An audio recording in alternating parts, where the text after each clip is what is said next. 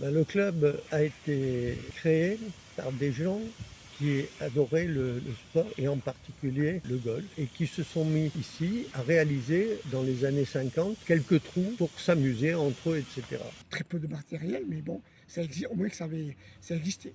Après, ils sont arrivés à faire 9 trous. Et ça a duré très longtemps, puisque au départ, ici, c'était toujours 9 trous. Hein. Connu la période des 9 trous. Le parcours était compliqué parce que le 8 et le 9 étaient très durs. Le 9 était en par 4, on partait des croix, c'était un sacré dogleg. Et il y avait l'un des plus beaux trous du Poitou-Charentes, le 7. On partait entre le sapin qui est derrière le 8 et le green du 8. Il y avait un départ ici et on allait sur le green du 14 actuellement. C'était un trou magnifique, on voyait tout Angoulême, on dominait, c'était en hauteur. C'était vraiment un très beau trou. Et puis ça a évolué. Dans les années 70, 69, le club a voulu passer à 18 trous. Nous n'avions que 9 trous, c'était en 94, et on travaillait pour avoir 18 trous. Donc l'équipe qui me précédait avait déjà un gros projet de 18 trous qui impliquait des trous dans le bois Saint-Martin. Et là, il y a eu une guerre infernale avec la municipalité et les écologistes et ça n'a pas pu être fait. L'objectif, c'était de calmer le jeu par rapport à la polémique, la mairie, entre les membres, et de retrouver un calme et de pouvoir repartir sur ce projet de 18 trous sur le site actuel. Nous avons eu la chance de pouvoir, grâce au maire d'Angoulême de l'époque qui était Philippe Mottet, on a réussi à faire ce 18 trous. Et depuis, nous sommes passés à l'époque 180 membres, on est monté jusqu'à 450 membres dans les années 2005. Passage de 9 à 18 trous qui avait été organisé et mis au point avec Georges Calbel. Quand je suis arrivé après Pascal Gombert, effectivement, il faut absolument qu'on ait un 18 trous dans un environnement fabuleux avec la vue sur Angoulême, ça peut attirer beaucoup de monde. Il faut que ce golf 18 trous soit à la hauteur de tous les golfs 18 trous d'air, en matière de fonctionnement, de ressources humaines, en matière d'investissement, amortissement du matériel vraiment adapté avec tout ce qui va autour d'un 18 trous. Le golf d'Angoulême est un des rares golfs 18 trous qui a été créé dans le centre d'une ville, puisqu'on est en plein centre d'une ville. C'est bien évidemment un golf de ville avec tous les avantages que ça a pour la ville, pour l'agglomération, même pour la Charente. J'ai dessiné ce golf et je l'ai construit, enfin l'extension à 18 trous, grâce à certaines personnes, Jean-Luc Dartois et Gérard Coste, ainsi que Pascal Gombert, plus Max et son compère étaient les jardiniers du golf et qui eux aussi ont participé de façon incroyable. Ces personnes-là ont été avec moi les constructeurs de l'extension. Le club n'avait pas beaucoup d'argent, un tiers avait été pris par le club. C'était par exemple des travaux d'entreprise faits pour le club parce qu'on avait des connaissances, etc. Et en particulier Jacques Lartigue, c'est pour ça que je voulais citer son nom. On a demandé au conseil général, à la mairie d'Angoulême, mais le golf c'était un tiers. Cette association a mis autant que les pouvoirs publics, ce qui est rare en matière sportive. Mais il faut savoir que sur ce golf, on a fait du sport, on a fait du loisir, mais on a eu beaucoup de plaisir. J'ai eu la chance je fais énormément de grands prix, je joue énormément ailleurs. Il y a des ambiances qui sont bonnes, moyennes, d'autres un peu détestables. J'avoue qu'à Angoulême, il y a eu toujours une ambiance fabuleuse, mais vraiment fabuleuse. On avait une ambiance ici de sportifs.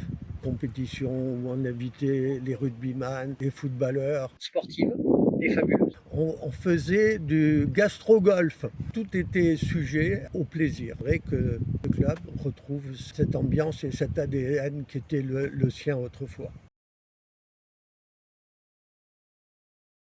Le golf de l'Hirondelle, en chiffres, c'est 31 hectares de superficie totale pour 27 hectares de superficie engazonnée, 6600 m² de green, à peu près 9000 m² de départ, 7 hectares de fairway, zone de jeu intermédiaire.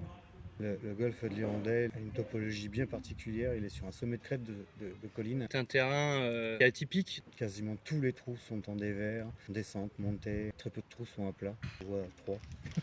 Comme tous les parcours de ville, comme le Bordelais, Biarritz-le-Phare ou Pau, c'est forcément un parcours assez compact. Et ça, c'est une force parce qu'on a de moins en moins de temps pour jouer au golf et justement, nous, on permet de venir. Si tu as 2 heures de libre dans une journée, tu peux prendre ton sac et venir faire 9 trous ou 18 trous sur le golf de l'Hirondelle. Avec des trous qui se croisent plus ou moins. Alors ce qui fait son charme, c'est qu'il se joue assez rapidement. Il n'est pas très long, mais il est très technique, avec des petits greens, des pentes, fairway assez étroit, donc il est très formateur. C'est mon golf, hein, je l'aime beaucoup. Avec les pentes, il s'ouvre un petit peu injuste, donc je n'arrive pas toujours à m'y faire, je suis souvent un peu en colère. Quand tu viens ici, ça te fait drôle, quoi.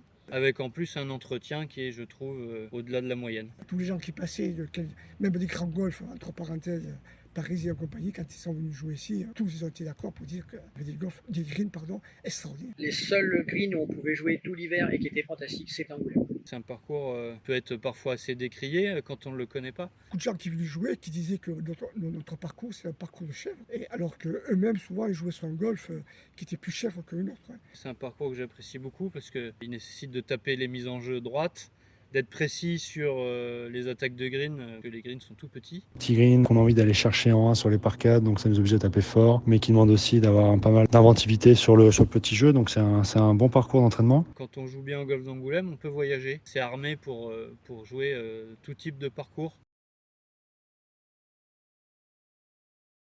Une bonne quinzaine d'années, c'était compliqué. Et puis on a eu une chance inouïe, c'est qu'une génération fantastique, avec le petit Hugo, avec le petit Léo, Guillaume Chamorin, Alex. On a disputé la Gounouillou au golf de Saint-Cloud.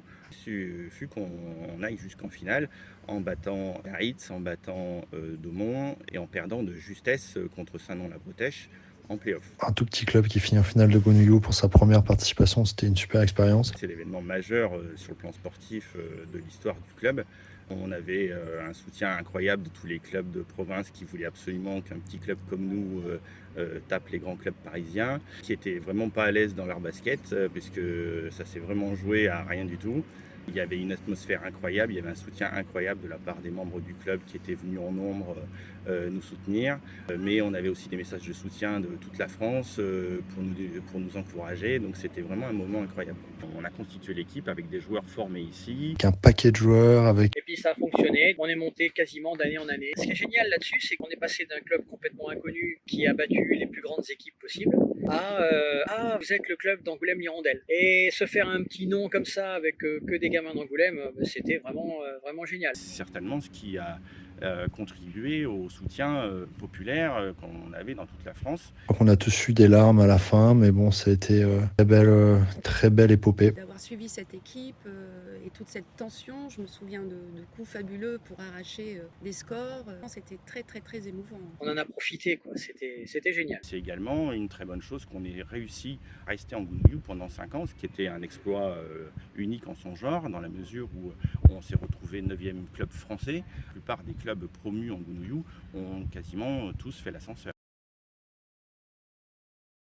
Coup signature pour le golf d'Angoulême, j'étais le trou numéro 11. Puisque on a une vue sur le calvaire qui est assez atypique, et puis quand on avance un peu sur le trou, on a une magnifique vue sur le plateau d'Angoulême, on voit la cathédrale, les remparts. Je trouve que c'est assez sympa, et je prends souvent ce trou comme exemple. Le trou qui pour moi est un des plus beaux, c'est le 17. C'est le 17 parce qu'il est dans un espace de verdure avec la ville en face. C'est obligé quand on descend, et les gens de l'extérieur quand ils descendent, sont obligés de voir la ville. Ou signature, ça serait le 8. Le 8, vous allez me dire, il tourne le dos à la ville, c'est pas commun, mais je trouve qu'il est représentatif du parcours ici. Il y a un grand fossé, ça montre bien le terrain accidenté. Et puis j'aime bien ce fond entouré d'arbres, puisqu'on est quand même un petit peu dans la forêt sur certains trous. Et surtout quand on se retourne sur ce green, il y a de très beaux arbres qui prennent des couleurs magiques l'automne. Et on a ces arbres au premier plan et le plateau à l'arrière. Et je trouve vraiment ce trou extra. Et en plus, c'est pas commun. À Angoulême, quand on est au départ, on voit le green. Très joli trou pour moi. Jeter sur le green 16 par exemple, avec la vue sur la cathédrale, le point de vue de la ville, c'est tout à fait magnifique. À Manda, j'avais un chien moi, qui était un labrador, qui était un labrador noir que tout le monde connaissait au golf, qui avait une spécialité, c'est qu'il jouait au golf, mon chien. J'y vais, Il n'allait pas dans les bunkers, il n'allait pas sur les greens. Quand on se mettait au drive, il arrêtait de respirer, regardez où était la balle. Il me ramassait des balles dans les bosquets, dans tout ça. Je revenais toujours avec 15-20 balles. Malheureusement, mon chien est mort, donc j'ai eu moins de plaisir à venir au golf. J'ai eu moins de plaisir après. C'est pas pour ça que j'ai arrêté les golf. Ça s'appelait Virus. Virus. Ouais. Ce que j'espère, c'est que l'ambiance, la convivialité sera la même que quand j'étais président et avant et après aussi. J'ai vu Pépito taper son 3e coup au 10-18 au 135 mètres, faire un énorme topon, prendre la vitre du restaurant qui a rebondi une fois avant, 2 fois sur la route et qui est venu se mettre à 1 mètre du drapeau pour faire un petit birdie. Vous savez qu'il y a eu beaucoup de personnes connues qui sont venues jouer. Les anciens se souviennent de Catherine Lacoste, Noah est venu jouer, Michael Lorenzo Vera est venu jouer, Bill Murray est venu jouer. Mais moi j'ai vu beaucoup plus étonnant, j'ai vu une congrégation de moines. Ah bon? Oui, une congrégation de moines en tenue, en robe de bure. Tous les jours qu'on voit des moines sur le golfe de l'Hirondelle. Petit truc dingue qui s'était passé juste après, la Gounouillou avait battu Biarritz de manière spectaculaire et l'été suivant, le responsable de la commission sportive de Biarritz est venu à Angoulême pour jouer sur le parcours, pour comprendre comment, avec notre parcours et nos installations, on avait réussi à effectuer une telle performance. Quand il a vu la difficulté du parcours, il avait dit je commence à mieux comprendre. J'allais par exemple chercher la viande pour le midi. Et bien entendu, un jour, et le secrétariat était à l'intérieur du restaurant. Enfin, tout se passait dans une seule pièce. Et bien sûr, un jour, on a eu un problème avec la chaudière. Nos employés se sont effondrés. Comme je suis médecin, j'ai été amené à faire de la réanimation entre guillemets, et en particulier de Mauriciade, qui a été quelqu'un de très important dans l'accueil de ce club. J'ai voulu monter au club boire un coup avec mon élève qui débutait. On a ouvert la porte, tout le monde jouait, ils étaient en train de jouer au bridge. Et on nous a regardé d'autre en bas, comme ça. On a dit bonjour, on attend encore la réponse. L'élève que j'avais au port bloqué, donc il est reparti. Il a fallu que je reprenne en main parce qu'il voulait arrêter. Je vous souhaite un très bon anniversaire à tous. J'espère vraiment que vous allez vous amuser, que vous allez en profiter et vous revoir nombreux dès la fin de l'anniversaire aussi, parce que ça compte aussi. Et puis 70 ans, c'est quand même un bel âge. Tout le monde n'y arrive pas. Les golfs, bien sûr, y arriveront, mais pas tous. Tout le monde participe à cet anniversaire. Le meilleur anniversaire qu'on peut lui souhaiter, c'est que tous les 10 ans, on le fête, quoi. J'espère qu'on va fêter des anniversaires comme ça tous les 10 ans longtemps. Un joyeux anniversaire. Je voudrais souhaiter un excellent anniversaire à tout le club. Joyeux anniversaire, j'espère que le golf durera encore longtemps. C'est les 70 ans du club. J'espère que comme le bon vin, il va se bonifier avec le temps et qu'on va continuer à passer d'excellents moments dans ce club.